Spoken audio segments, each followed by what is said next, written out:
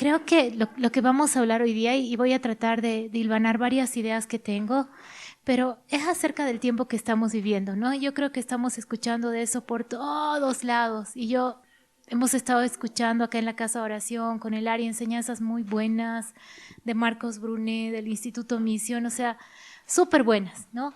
Pero algo que creo que un poquito ha estado dando vueltas en mi mente, voy a tratar de compartirlo ahorita, hablar un poquito del profeta Habacuc, ¿no? Y creo que quizás todos conocemos un poco la historia de Habacuc, quizás ya nos han enseñado a hablar de eso, pero básicamente Habacuc se llama abrazo. Y ahorita mientras les vaya hablando vamos a entender por qué les voy a hablar de este profeta. Pero Habacuc empieza con él quejándose al Señor, ¿no? Y diciéndole, Dios, ¿por qué permites esto? Yo les digo en mis palabras, ¿no? Una de las cosas que Habacuc le reclamaba al Señor es que había mucha violencia. Y esta palabra violencia es una palabra hebrea que es les voy a decir cómo se dice, pero aquí está anotado. Ahorita lo encuentro. Yeah.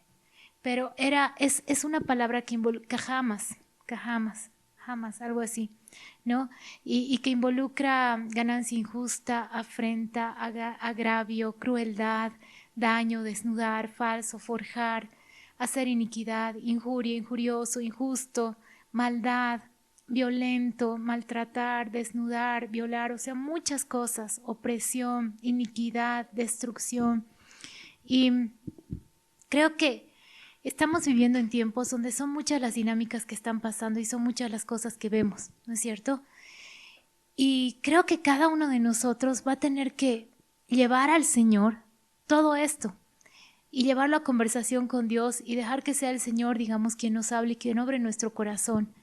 No sé si les pasa, pero algún momento, digamos, al ver muchas de las cosas que están pasando, yo lo que he sentido ha sido así como desesperanza, ¿me entienden? O a rato reniegas muchísimo, creo, así como que ya, ¿cómo es posible, no? Que pasen todas estas cosas. Y Habacuc se estaba quejando al Señor, como diciéndole, Dios, ¿cómo permites? ¿Cómo permites que pasen todas estas cosas, no? Y esta palabra, yo creo que en esto que ha pasado con Israel, creo que hemos visto todas estas cosas, ¿me entienden? Pero hacia un extremo súper fuerte, ¿no? Pero, ¿saben? En medio de todo eso que Habacuc le está hablando al Señor, el Señor le dice, yo voy a hacer una obra o sea, una obra impresionante, le dice el Señor. Pero cuando está hablando de que Él va a hacer una obra, probablemente en nuestra mente pensamos que Él está hablando de que va a hacer algo así, pero no sé, espectacular, ¿no? Como lo que muchas veces Israel fue testigo y vio con sus propios ojos.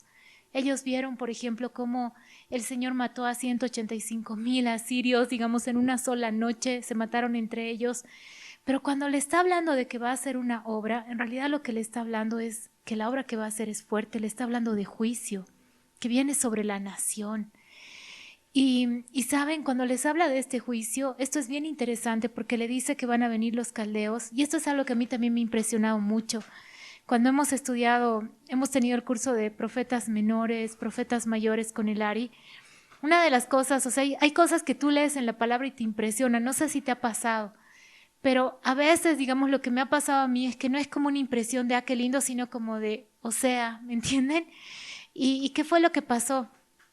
Que en realidad Dios les está hablando de que una nación que iba a ejercer toda esta violencia, toda esta opresión y todo el significado de esta palabra que les he leído, que eran 1000 veces más injustos que ellos, Dios les iba a permitir que esta nación los conquiste.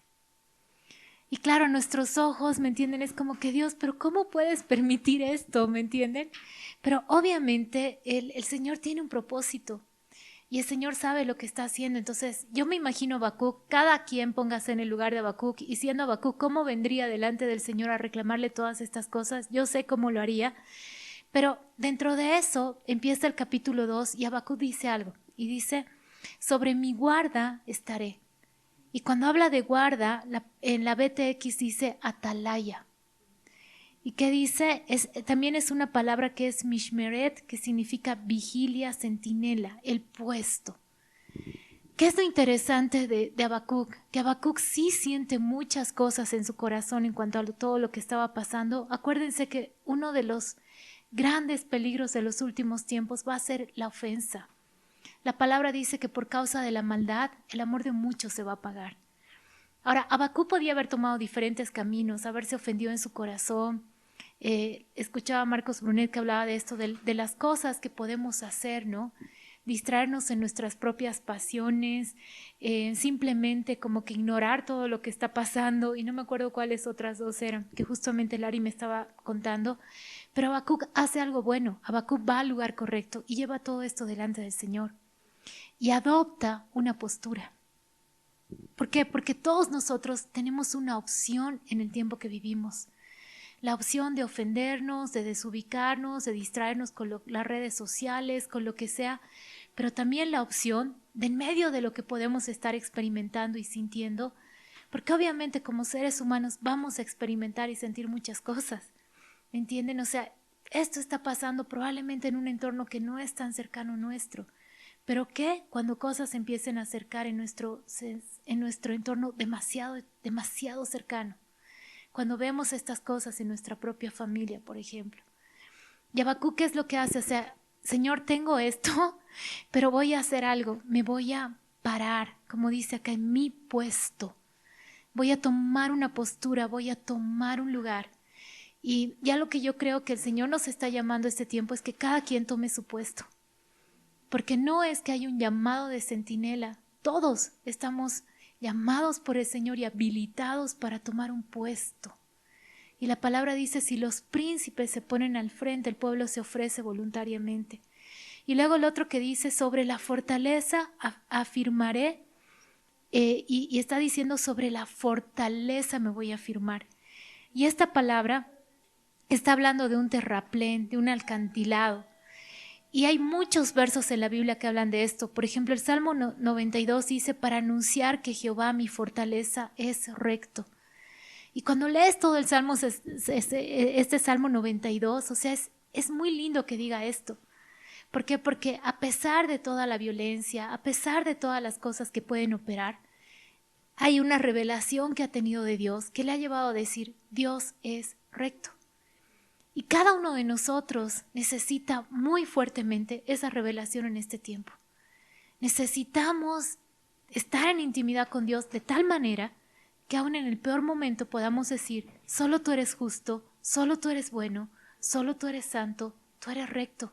No hay despropósito en ti, como Job decía. Me encanta porque esa frase una vez Ari me la dijo y se me quedó metida una vez que me estaba quejando hartísimo, que es mi habitual en situaciones difíciles, y el Ari me dijo algo así, ¿no? Que Job dijo, no vamos a atribuir a Dios despropósito, porque no hay despropósito en él. Y el Salmo, luego cuando dice velaré, ¿no?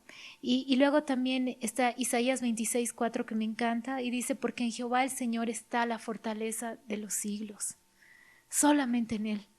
No hay otro lugar donde podamos pararnos firmes en todo lo que está pasando. No significa, como les decía, que no vamos a tener sensaciones, que de pronto no van a pasar cosas en nuestra mente, en nuestro corazón, pero el tema es llevar todo eso delante del Señor. Y luego Dios le dice, escribe la visión y explícala en tablillas. Así dice la BTX. O sea, ¿qué es lo que Dios le está diciendo? Yo te quiero hablar. Y yo creo que aún es muy importante todo lo que podamos oír este tiempo. Creo que hay muchas voces que son muy sabias, como las que le mencionaba hace un momento, el Benjamín Núñez, etcétera. Pero saben, creo que es algo que necesitamos que el Señor nos hable a nosotros. ¿Me entienden? O sea, que Él traiga esta revelación. Y le dice, escribe la visión y explícala. No solamente escríbela, explícala. Y creo que es tan necesario, digamos, que en estos tiempos pueda levantarse una voz, digamos, que hable de parte del corazón de Dios. Y es súper interesante porque miren, ahí también habla de que el justo por la fe vivirá, y habla de varias cosas que estaban operando en la tierra, ¿no? Estaba operando mucha borrachera, ¿me entienden? O sea, estaban muy metidos en sus propios placeres. Había mucha violencia. una violencia hacia todo nivel, hacia la tierra, hacia las personas, de injusticias y de todo lo demás. Pero en medio de todo ese contexto dice que la tierra va a ser llena del conocimiento de Dios como las aguas cubren el mar. Y no solo necesitamos entender lo que está pasando, sino también necesitamos llevar nuestra mirada un poco más allá, ¿ya? Justo hoy día estaba hablando con alguien y bueno, yo no soy mamá, pero he tenido harta experiencia con varios sobrinos, ¿ya? Y una vez estaba orando por uno de ellos, muy afligida, ¿ya? Y sentí que el Señor me habló con celo y me dijo, Él es mío.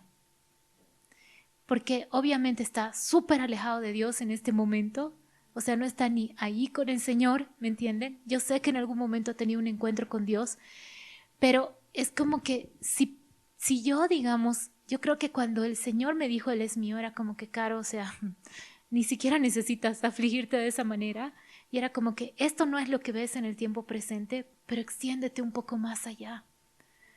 Extiéndete un poco más allá. Ahorita quizás esta persona está en otra, pero ¿cuál es la perspectiva que Dios te está hablando acerca de esa persona? Entonces, si nos extendemos un poco más allá, la manera como vivamos ese tiempo va a ser diferente. La angustia, el dolor que podemos sentir acerca de esa persona va a cambiar un poco, porque vamos a ver con más esperanza. No nos estamos quedando en ese momento de tiempo. Entonces, ¿qué es lo que pasa aquí en Habacuc? Justamente pasa eso, ¿no? Que el Señor le empieza a hablar de todo lo que iba a hacer, y lo que iba a hacer el Señor es fuerte. Pero Habacuc termina diciendo que aunque falte el mantenimiento, y lo que dice es demasiado fuerte, porque básicamente dice que aunque falte todo, Él con todo se va a gozar en el Señor. Entonces, ¿qué es lo que pasa? Que al principio Habacuc no entendía nada de lo que estaba pasando, pero al llevar todo esto delante del Señor, súper honestamente, exponerse delante de Él, Dios le va a dar una revelación tan increíble que a pesar de que Él sabía que iban a ser conquistados por una nación tan cruel en ese momento como los babilonios, ¿me entienden? Él podía decir que hablar del gozo del Señor, aunque falte todo. ¿Me entienden? Y yo creo que esto es algo que el Señor quiere hacer en nuestras vidas. Y hablando de esto, otra de las cosas que quiero hablar, que creo que es súper importante para el tiempo que vivimos, y esto lo pueden buscar en sus Biblias en 2 Corintios 5, es el tema del ministerio de la reconciliación. Creo que algo que hemos visto este tiempo y que ha sido algo que ha alentado demasiado el corazón es ver a judíos y a árabes orando juntos, adorando juntos, ¿no? Entonces, obviamente lo que está pasando es súper fuerte. Esta historia no empieza aquí, empieza con los amalecitas, que básicamente lo que hicieron fue impedir el paso a Israel.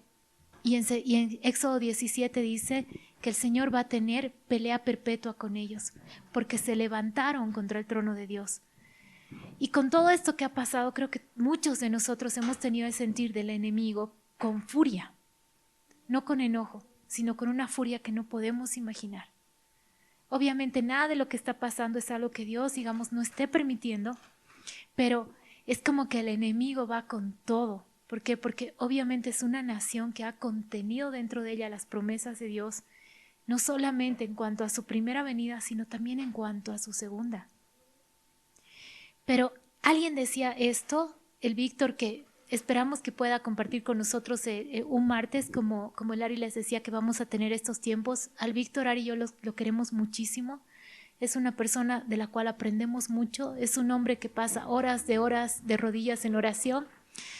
Y él me decía, sabes, yo le estaba preguntando al Señor acerca de este tiempo y él me decía que va a venir mucho ataque espiritual sobre casas de oración y sobre lugares en los que se ha estado orando por Israel.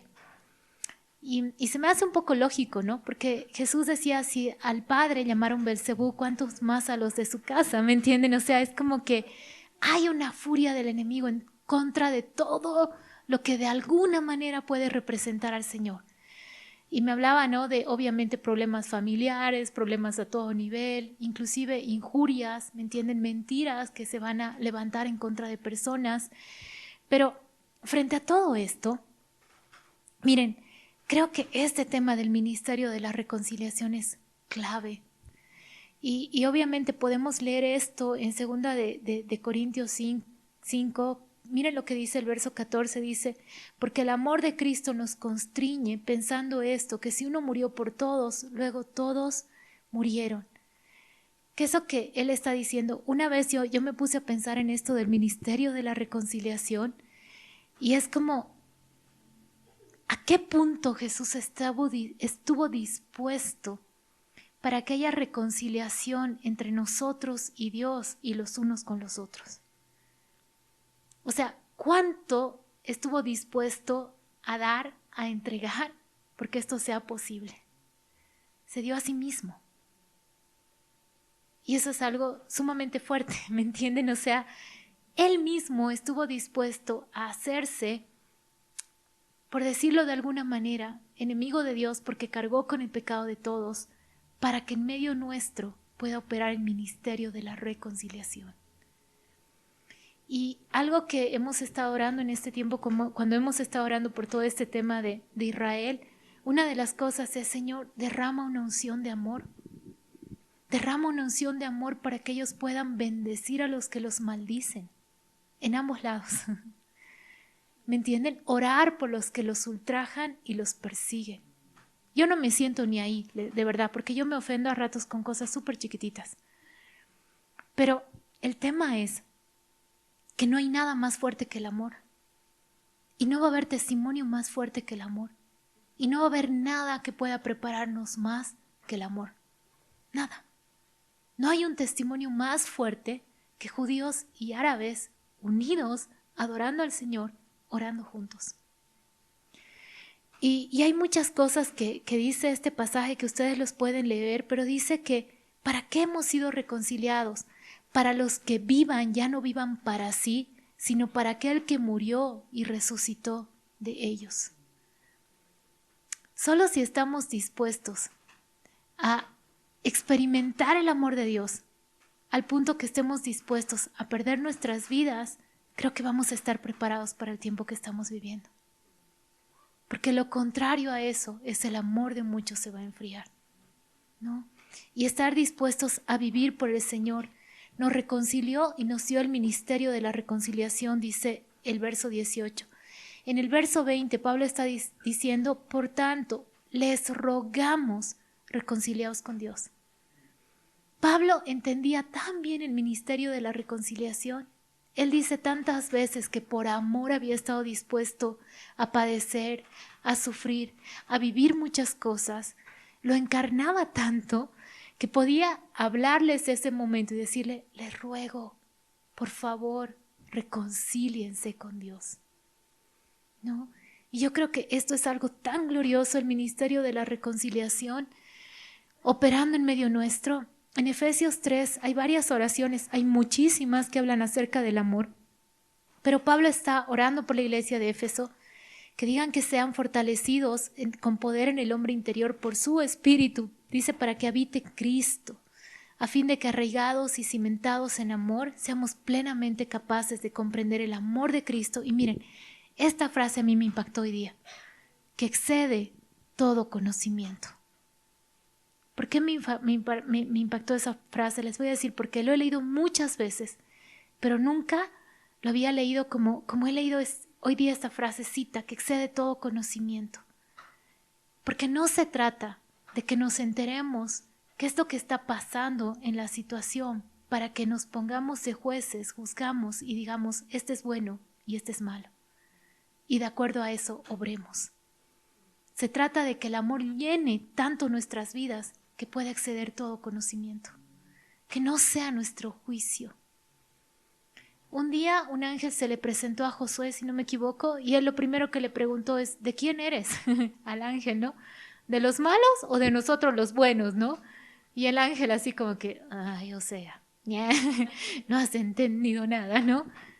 Yo vengo de parte de Jehová de los ejércitos, o sea, Josué, no se trata de eso. Se trata de los propósitos de Dios, de los pensamientos de Dios, de aquello que está en su corazón.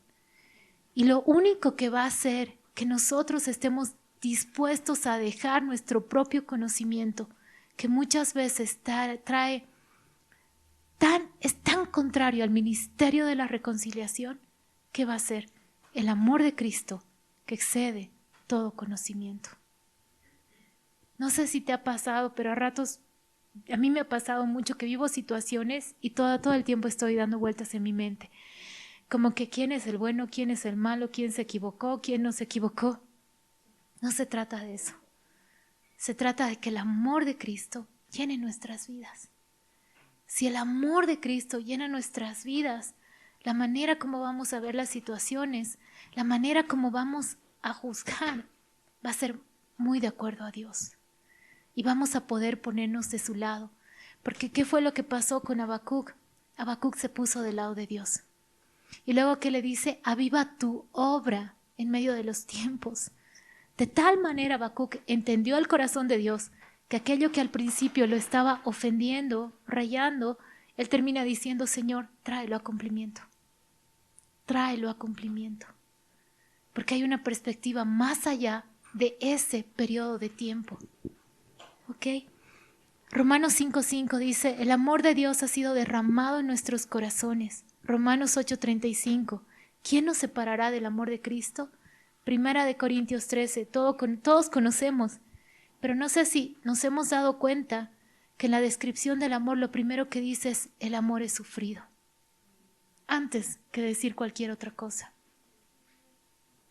Filipenses 1:9, esto pido en oración, que vuestro amor abunde. Y luego también habla de que el amor nos llene tanto que nosotros podamos escoger lo mejor y ser sabios. Entonces, no el amor en nuestros términos, porque el amor en nuestros términos no es la definición de lo que es amor. Dios es amor. ¿Ok? Colosenses 3:14, sobre todas estas cosas, vestidos de amor.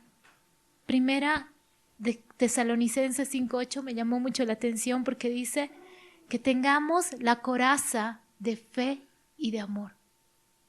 No solamente dice de fe y de amor. Y yo me ponía a pensar en esto y decía, ¿qué va a hacer que no me ofenda tan fácilmente? Que tenga una coraza de amor. Porque la coraza es lo que recubre el corazón, ¿no? Y bueno, primera de Juan dice, ¿no? Que el que teme no ha sido perfeccionado en el amor. Y obviamente en estos tiempos es algo que yo creo que opera mucho. Y saben, o sea, lo que les decía de Habacuc al principio, ¿no? Apocalipsis, hay una parte donde le dice que se come el librito y que dice que ese librito fue amargo. ¿Me entienden por qué? Porque no es fácil digerir todo lo que involucra tiempos finales. No es fácil. Pero creo que si vivimos en esta etapa de la historia, pues el Señor no se ha equivocado, ¿no? Y nosotros ahorita, como les decía, esto de que yo creo que sí, que se va a levantar mucha guerra espiritual, porque tiempos finales es así. Tiempos finales es como que los procesos cada vez son más cortos y más intensos, como cuando una mujer está a punto de dar a luz, ¿no? O sea, cada vez se hace más intenso el dolor y cada vez es más corto el momento, digamos, entre dolor y no dolor, dolor y no dolor, dolor y no dolor. Pero así como Apocalipsis es la revelación de Jesús, creo que el Señor nos quiere llevar a ver una perspectiva más amplia, pero no solamente en conocimiento, sino en lo más profundo de nuestro ser interior. ¿Me?